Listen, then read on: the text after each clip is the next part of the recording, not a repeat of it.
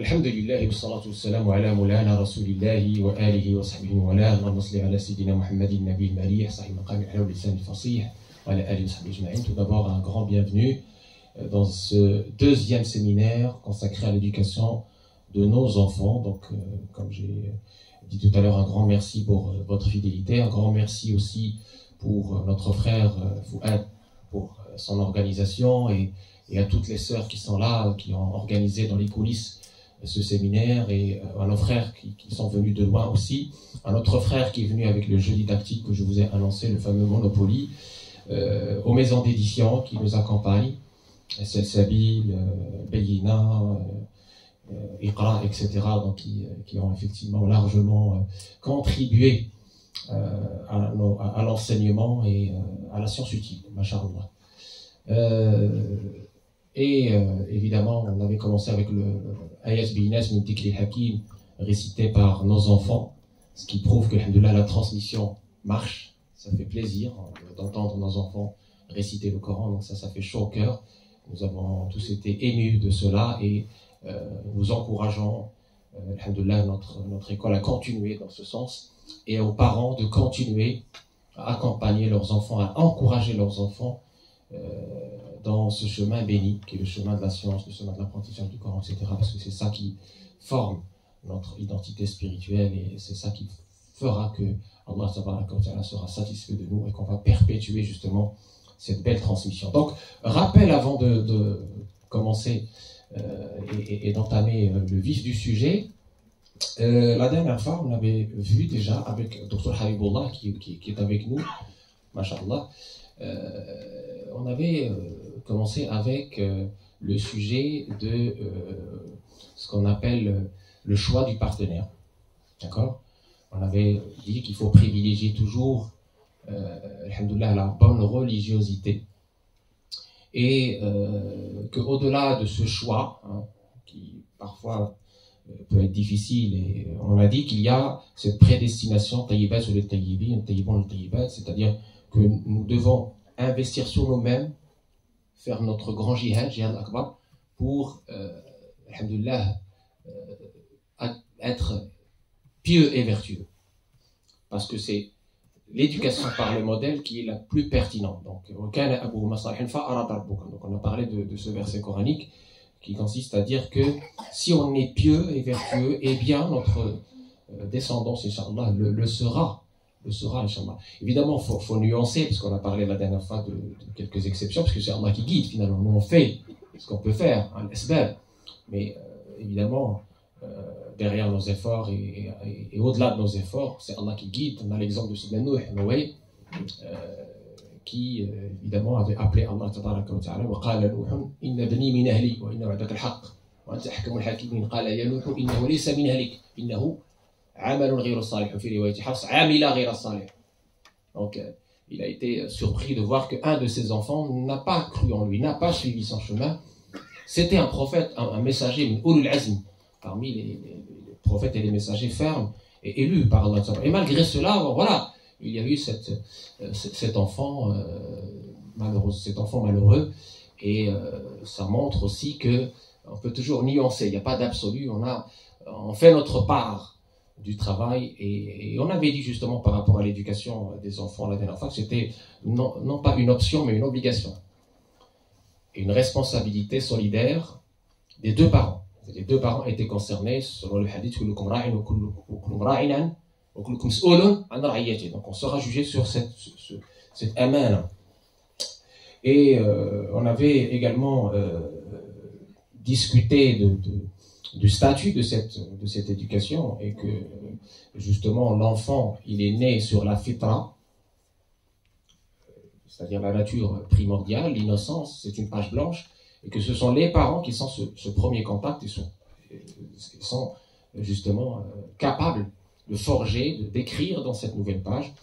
Et de ce fait, on avait dit que tous les enfants iront au paradis au regard de ce hadith de la fitra, quelle que soit la religion de leurs parents. Parce que tant qu'ils sont enfants, ils ne sont pas encore dans le tklif, dans la responsabilité qu'on appelle légale, tklif, ils seront au paradis. Donc ça, c'était en réponse à une des questions théologiques qui ont été posées l'imam al-Ash'ari avec son ancien cheikh avant qu'il soit donc qu'il fonde sa propre école de Kalam. Enfin, on avait parlé de l'éducation prénatale avec Dr Habibullah et on avait insisté sur l'impact justement de l'invocation d'Allah, d'être dans le chemin d'Allah pour les deux parents, et que le fœtus lui-même, il réagit, il peut justement, on peut impacter l'éducation future de nos enfants à partir même de la période prénatale, de la période du fœtus. Et on a donné comme exemple Hanna, la mère de Marie, Mariam, dans la sourate Al-Imran, quand elle a fait ce vœu, ce dua, cette supplication, Rabbi inni nadartu laka ma fi batni muharraran fataqabbal minni innaka antas samiul alim, ila akhir al-ayat. Donc on avait fait l'exégèse de ces versets. Et puis on avait mis en avant un hadith, et ça va terminer le rappel, un hadith authentique rapporté par l'imam Muslim, qui mentionne que l'embryon reçoit la visite d'un ange lorsque 42 nuits de grossesse sont passées, c'est-à-dire 6 semaines. Celui-ci est notamment chargé de modeler l'embryon par la formation de certains organes sensoriels. روى الإمام مسلم بسنده عن حذيفة بن أسيد أن الرسول صلى الله عليه وسلم قال: إذا مر بالنطفة 42 ليلة بعث الله إليها ملكا فصورها وخلق سمعها وبصرها وجلدها ولحمها وعظامها ثم قال: يا ربي أذكر أم أنثى فيقدر ربك ما شاء ويكتب الملك. Et donc c'est à ce moment-là qu'il y a cette décision d'Allah tabaraka wa ta'ala, est-ce que c'est un garçon ou une fille, et l'ange écrit. Et puis on a l'autre hadith des 120 jours qui fait écho avec ce miracle scientifique du développement embryonnaire qu'on a dans le Coran. D'accord? C'est un hadith rapporté par Abdullah ibn Mas'ud où le prophète nous dit: le rassemblement de la création de chacun de vous, ou chacun d'entre vous, dans le ventre de sa maman, est d'abord pendant 40 jours sous forme de liquide, nutfa, puis devient du sang coagulé, alaqa, durant une durée de temps semblable, c'est-à-dire 40 jours, puis devient comme une bouchée de chair, mudra, durant un même laps de temps, 40 jours. On a 3 fois 40, qui est 120, d'accord? Là-dessus, 120 jours, un ange lui est envoyé qui lui insuffle l'âme, et il lui est ordonné d'écrire 4 commandements: la subsistance de cet être, le terme de son existence, ses actions, et enfin son infortune ou son bonheur futur, le hadith. Ça c'est très important, on va en parler tout à l'heure quand on va parler de la subsistance, et ce qui me fait la transition de cette subsistance, elle est matérielle et spirituelle. Si nous, on a l'habitude d'entretenir nos enfants, ce qui nous paraît évident d'entretenir nos enfants au niveau matériel, d'accord? Eh bien, qu'en est-il de cet entretien spirituel? Parce que l'enfant n'est pas un simple corps de chair et de sang. Il y a aussi cet esprit, ce cœur, cet intellect, etc., à former, à accompagner, à éduquer. Et il y a évidemment du travail. C'est ce que nous allons voir aujourd'hui avec Dr Habibullah. 3 axes principaux qu'on va voir dans ce deuxième séminaire dans la suite du premier. Premier axe, c'est l'axe de ce qu'on appelle l'âge de discernement de la prière, apprentissage de la prière, là où les parents sont ordonnés d'enseigner le pilier, l'épine dorsale de la religion, et donc le reste aussi. L'âge de l'éveil sexuel, donc on va voir ce qu'il impose comme accompagnement, et l'inné et l'acquis, le Wahabi al-Ksbi, à ce moment-là, dès le bas âge, Wahabi al-Ksbi. Et puis la question de la fréquentation. Non seulement la fréquentation physique, mais également la fréquentation virtuelle, parce que de nos jours, c'est le virtuel, Internet, les réseaux sociaux, etc. Parfois, vous avez l'impression que votre enfant, il est juste enfermé dans sa chambre, tout seul, alors que malheureusement, il n'est pas tout seul. Hein. Il est en train d'être embrigadé, ou voilà. Donc, on est dans un monde nouveau, donc il faut évidemment accompagner ce monde nouveau avec des instructions qui vont avec. Et je donnerai à la fin des conseils de lecture pour les mamans et les papas, notamment la lecture du soir qui est très importante. J'ai ramené quelques exemples des travaux de nos frères et sœurs qui ont fait un noble effort, masha'Allah, une valeur ajoutée. C'est toujours ça de prix, parce que comme ça on va être détaché un petit peu de cette surexposition dont on va parler tout à l'heure. Donc sans transition, donc on commence avec le premier sujet, et comme à chaque fois vous allez avoir alhamdoulilah, la vision scientifique et la vision religieuse, la vision psychologique, la vision de spécialiste et la vision théologique, ce qui est quand même très important, et ça j'ai toujours insisté pour l'avoir. Déjà dans mon livre que vous avez, cette vision scientifique nous permet non seulement d'élucider certains principes et de les rendre manifestes, donc de les mettre en avant, comme on a tout à l'heure pour le développement embryonnaire, mais également de passer un message à la jeunesse en leur disant la science est importante. On ne doit pas nier, mettre de côté toutes ces avancées scientifiques. Non, il faut trier, il faut faire le tri et prendre ce qui est bon, comme l'ont fait les savants musulmans avant nous en Andalousie, à Bagdad, à Damas, etc., et qui ont inspiré tout le monde occidental à partir de leur civilisation qui était orientée vers ce qui est utile, ce qui était conforme à la révélation.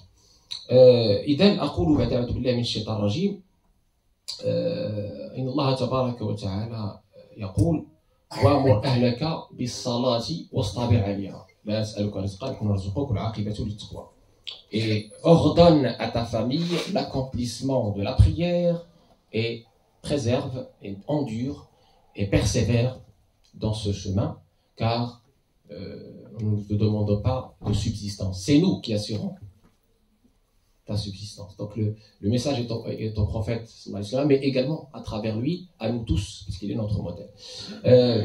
Pour mémoire, j'ai regroupé dans le livre, à la dernière partie, les dalils, c'est-à-dire les textes scripturaires, Coran et Sunna, relatifs à l'éducation des enfants. Et avant, j'ai réservé un chapitre entier à l'éducation prophétique. Comment le prophète sallallahu alayhi wa sallam éduquait les enfants. Quel était son message pour les enfants, comment il accompagnait les enfants. Donc ça, c'est la petite parenthèse que je ferme.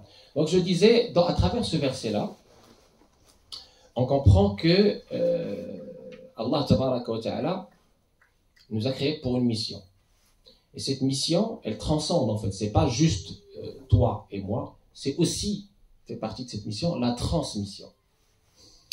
Il y a ce verset-là, que je viens de citer, dans Surat Taha, la fin de Surat Taha, mais il y a aussi plusieurs versets dans ce sens. Par exemple, à propos de Sidna Ismaïl, وَكَانَ يَأْمُرُ أَهْلَهُ بِالصَّلَاةِ وَالزَّكَاةِ وَكَانَ عِنْدَ رَبِّهِ مَرْضِيًّا. Et il ordonnait à sa famille la prière et la zakat. Et il était agréé par Allah tabaraka wa ta'ala. Allah était satisfait de lui. Dans ce sens, le prophète alayhi salam, dans le hadith authentique, il nous dit apprenez à vos enfants la prière dès l'âge de 7 ans. D'accord? Apprenez à vos enfants la prière dès l'âge de 7 ans. Et soyez ferme à l'âge de 10 ans. À l'âge de 10 ans. On va voir l'esprit de cet âge-là. Et séparer les lits à cet âge-là. Séparer les lits, c'est-à-dire des garçons et des filles. Donc on commence par l'âge de 7 ans. Pourquoi le prophète sallallahu alayhi wa sallam a ordonné aux parents d'apprendre aux enfants la prière à l'âge de 7 ans?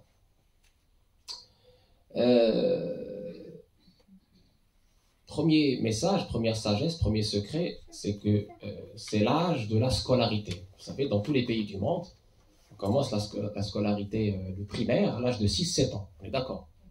Voilà. Donc, c'est pas un scoop si je vous dis qu'à cet âge-là, les enfants peuvent comprendre, peuvent discerner, peuvent avoir un processus de mémorisation de bout en bout et peuvent effectivement être disciplinés.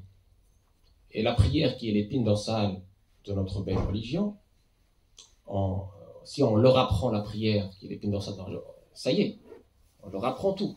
On leur apprend tout. C'est-à-dire, c'est un peu le prélude, l'introduction, et aussi l'essentiel. Quand on apprend à un enfant la prière et que vous êtes son modèle, c'est-à-dire vous faites la prière avec lui, vous l'aidez, vous l'accompagnez, etc., à travers l'école de la prière, sa mémoire se développe. À travers l'école de la prière, il acquiert des valeurs, comme l'humilité.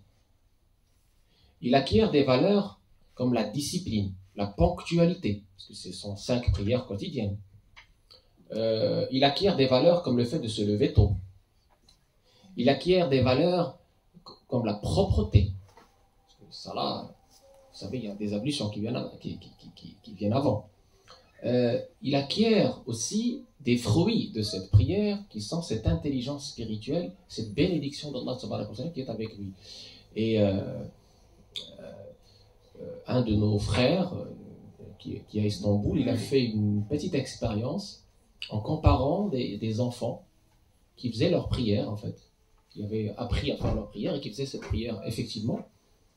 Et il a vu qu'ils étaient très éveillés en fait, très éveillés à l'école, comprenaient très vite et ils faisaient leurs devoirs beaucoup plus efficacement et les instructions des instituteurs ou des institutrices passaient plus vite, passaient plus, on va dire, plus fluidement, c'était fluide.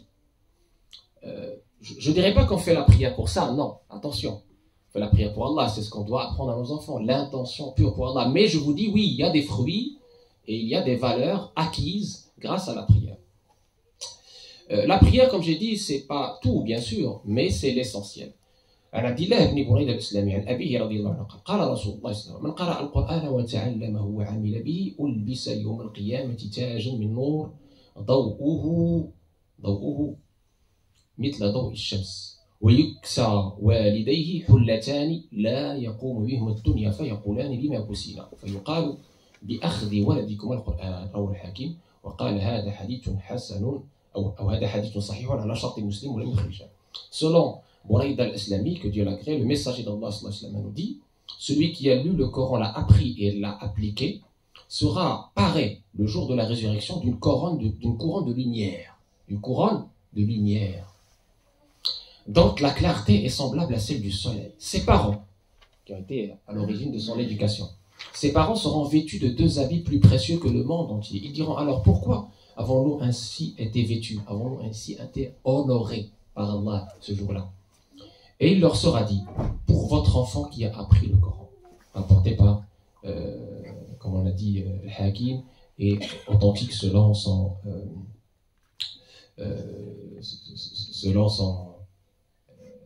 le charte de musulman, selon la condition de musulman.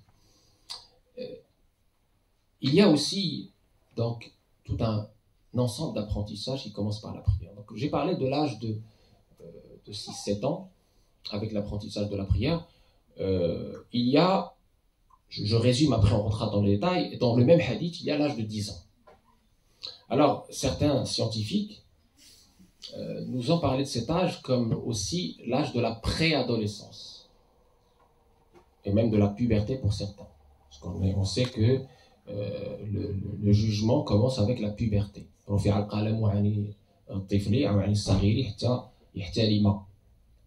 kalam, c'est-à-dire le jugement est levé pour 3 personnes, dont l'enfant jusqu'à ce qu'il soit pubère. Donc, au-delà du fait qu'il peut être l'âge de la puberté pour certains enfants, pas pour tous, c'est aussi l'âge de la préadolescence. Et c'est l'âge de l'éveil sexuel. C'est un âge sensible aussi parce qu'il faut, à un moment donné, parler de tout ce qui est naturel, la sexualité.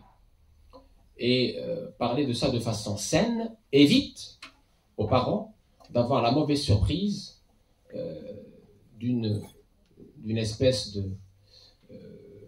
d'embrigadement par leurs enfants, de leurs enfants par des personnes mal intentionnées ou par des fréquentations malsaines.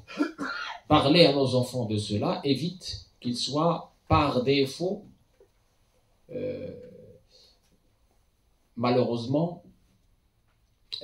dans une situation de honte par rapport à ça, ce qui n'est pas naturel, ou dans une situation de malaise par rapport à ça, ou dans une situation d'incompréhension, ou pire encore dans un extrême où ils sont en train de s'adonner à des actes répréhensibles dès cet âge-là, en essayant d'imiter ce qu'ils voient à travers les réseaux, à travers des séries, etc., en cachette, etc. Donc, cacher quelque chose,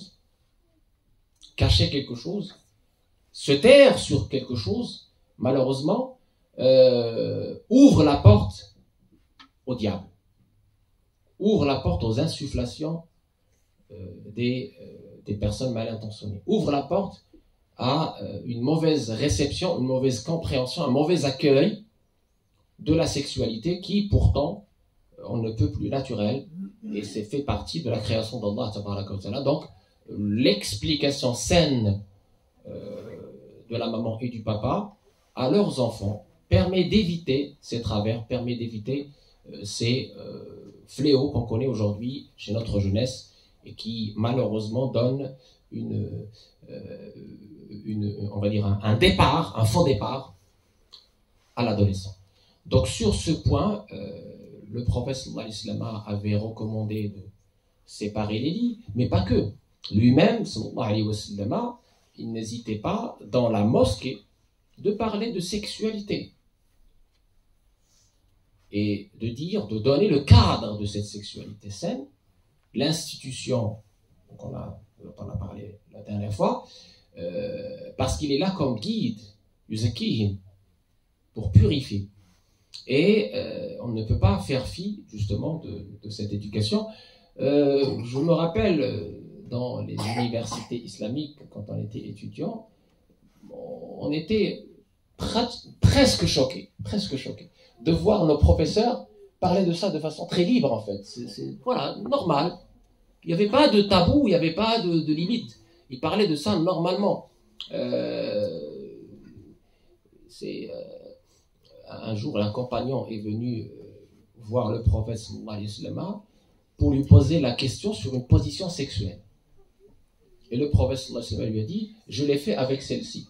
En citant Aïcha, il n'y avait pas de... C'est-à-dire, c'est naturel de donner des instructions et de valider ou invalider certaines choses à la lumière du Coran et à la lumière de la Sunna. Je donne la parole au docteur Haïboullah pour cet aspect-là et on reviendra encore sur cet aspect-là pour l'élucider, pour le faire comprendre, mais surtout pour éviter qu'on mélange culture avec religion et qu'on passe à côté d'instructions du prophète ﷺ qui pourtant sont là pour nous guider, pour cadrer notre pratique et nous éviter les extrêmes, nous éviter de cheminer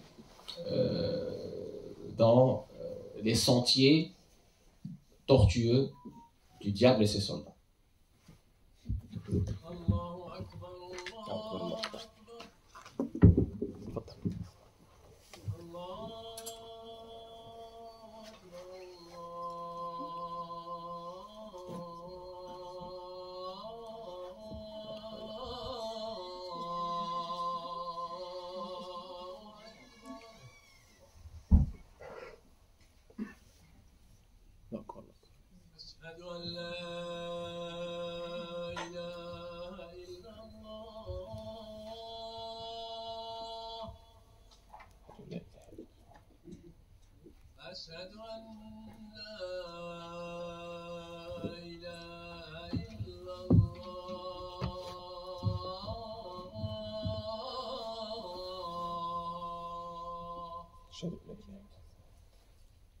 أشهد أن محمدا رسول الله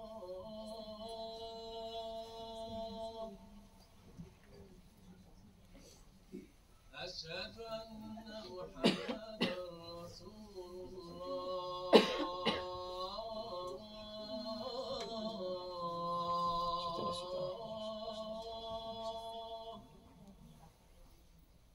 حي على الصلاة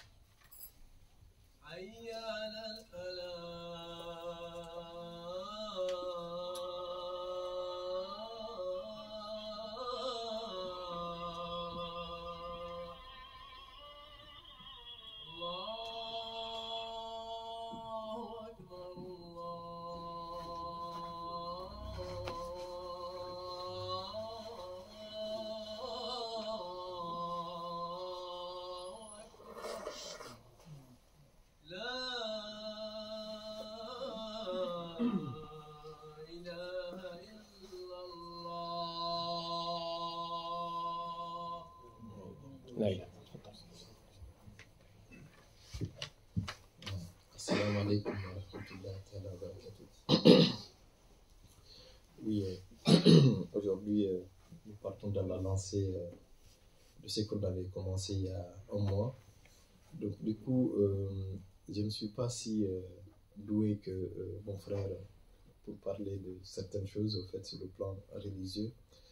Donc, du coup, moi, je vais faire juste un petit rappel sur le développement psychomoteur, en fait, sans rentrer trop dans les détails.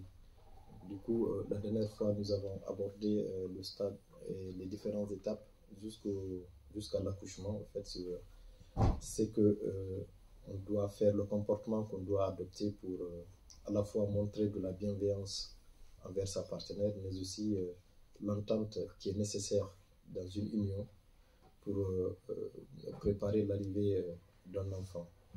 Donc, du coup, selon un chercheur français qui est pédiatre, il y a 4 stades de développement de l'enfant.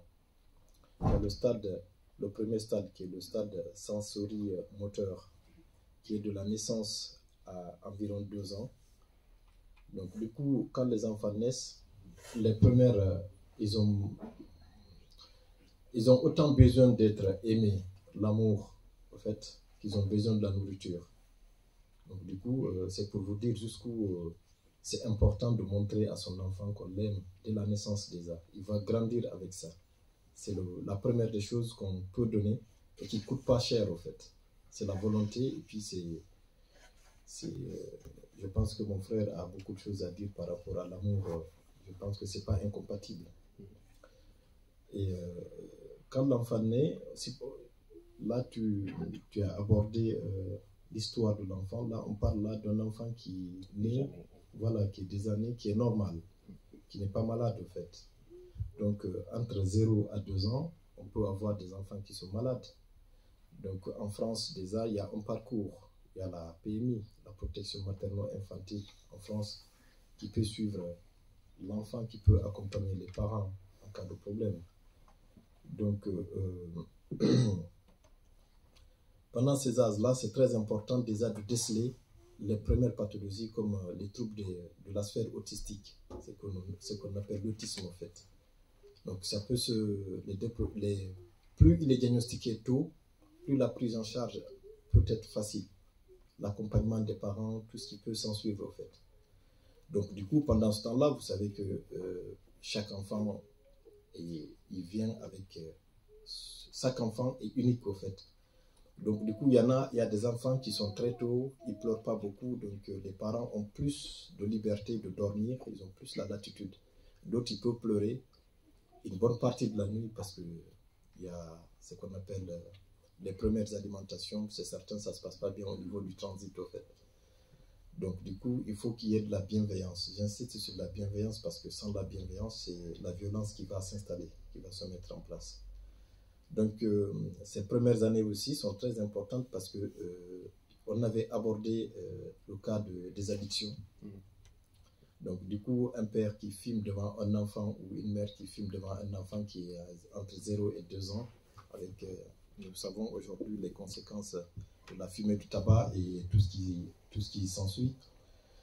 Et après cette partie de 0 à 2 ans, il y a le stade de 2 à 7 ans, le stade préopératoire. Il faut faire très attention. Là, tu as abordé la partie où à partir de 7 ans déjà, on peut enseigner l'enfant, il est capable de comprendre, d'être vif.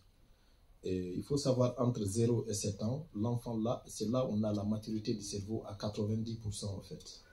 Le reste du développement, les 10% autres, ça vient après. Donc c'est pour vous dire que la bienveillance pendant cette période-là, le fait que l'enfant a besoin de cette quiétude, pas de violence à la maison, pas de consommation de drogue, les addictions, il faut s'en méfier et être disponible et s'aider mutuellement parce qu'il ne faut pas laisser la corvée du foyer sur la mère, en fait, qui s'occupe, en plus qu'elle s'occupe de son enfant. Il ne faudrait pas que ce soit elle qui fait tout à la maison. Nous devons être disponibles pour les deux, parce qu'avant, on n'était que 2. Là, il y a 3. Il y en a qui ont la chance de commencer déjà par des jumeaux. Donc du coup, on sait un peu ce que ça peut représenter en termes de corvée, en termes de charge, que ce soit charge mentale ou charge physique, les efforts que ça demande, l'implication de tout le monde à la maison. Et donc du coup, ça, je pense que la majeure partie, nous sommes des parents, nous savons que ce que ça veut dire et ce que ça peut impliquer. Donc du coup, ça c'est la partie addiction. Et qu'est-ce que je peux rajouter? Et attention, entre 2 à 7 ans, les enfants peuvent développer des pathologies psychiatriques telles que la dépression. Ils peuvent être anxieux. Il peut y avoir des insomnies. Il y a certains qui peuvent faire des cauchemars. Moi, dans ma propre pratique, aux urgences, j'ai vu des enfants qui avaient à peu près 7 ans qui faisaient des hallucinations en fait. Ils voyaient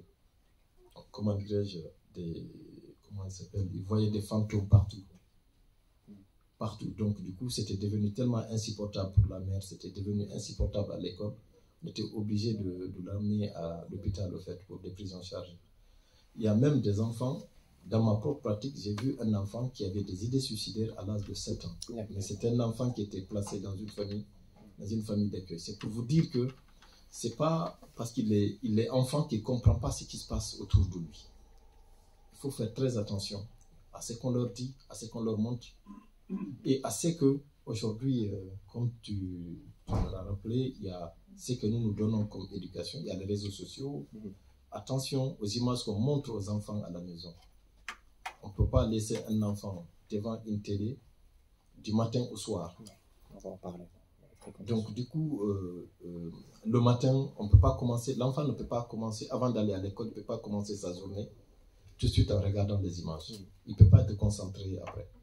Donc du coup, il faut faire très attention. Après ce stade de préopératoire qui est entre 2 à 7 ans, il y a le stade opératoire concret qui est entre 7 à 12 ans.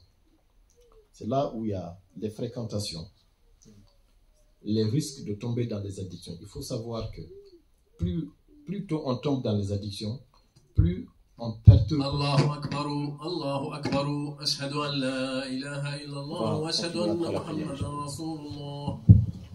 حي على الصلاة حي على الفلاح قد قامت الصلاة قد قامت الصلاة الله أكبر الله أكبر لا إله إلا الله لا إله إلا الله.